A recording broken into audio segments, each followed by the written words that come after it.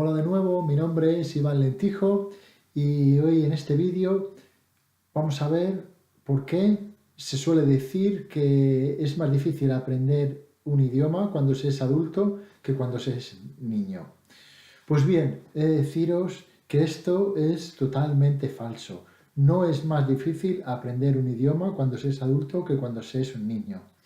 Y las razones son las siguientes. Cuando se es un niño se está en contacto totalmente con el idioma todos los días. Lo escuchas, empiezas a repetir las palabras, los sonidos, cómo te van sonando. Y sin embargo, cuando se es adulto, el contacto con el idioma es más relativo. A no ser que estés viviendo en un idioma, en un país, perdón, donde se hable el idioma, si intentas aprenderlo desde tu país de origen y no eres un inglés nativo, entonces tu contacto con el idioma no es tanto como si fueses un niño y estás todo el día escuchándolo, repitiendo palabras. Y pasa una cosa con el miedo a la hora de hablar inglés. Una vez que sabemos que no hay diferencia entre aprender un idioma cuando se es adulto o cuando se es un niño, sino que incluso yo diría que es más fácil porque tenemos más capacidad de aprender un idioma cuando se es adulto.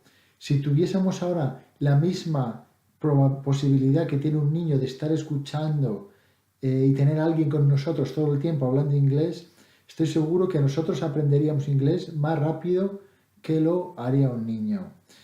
Como especialista en miedos, sobre todo especialista en segundo idioma, uno de los miedos, dos de los miedos con los que los niños vienen al mundo son, uno es el miedo a caerse y otro es el miedo a los ruidos. Se me había olvidado, perdón, el miedo a caerse y el miedo a los ruidos.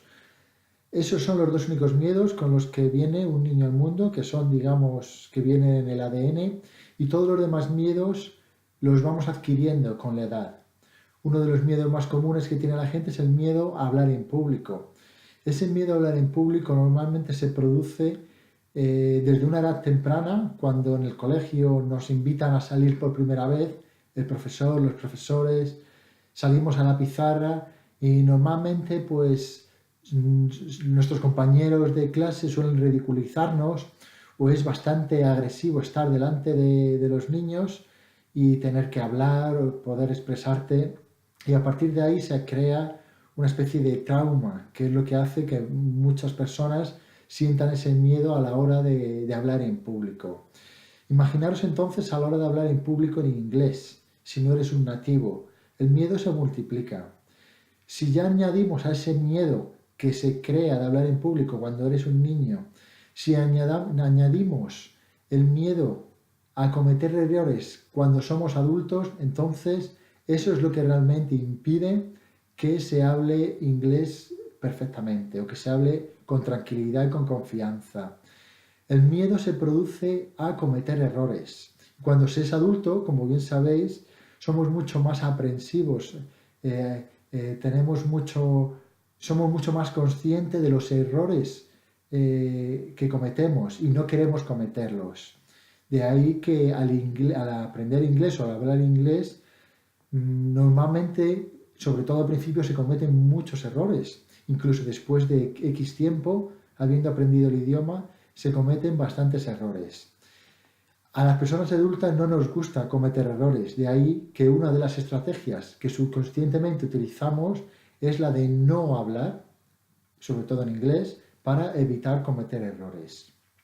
Entonces lo que podemos hacer a partir de ahora es lo siguiente: saber que para avanzar rápido es importante cometer errores y que cuanto más errores se cometan, mejor. Es importante aprender de esos errores, ver dónde estamos cometiéndolos, aunque no siempre sea posible ni nos van a rectificar cuando hablemos normalmente.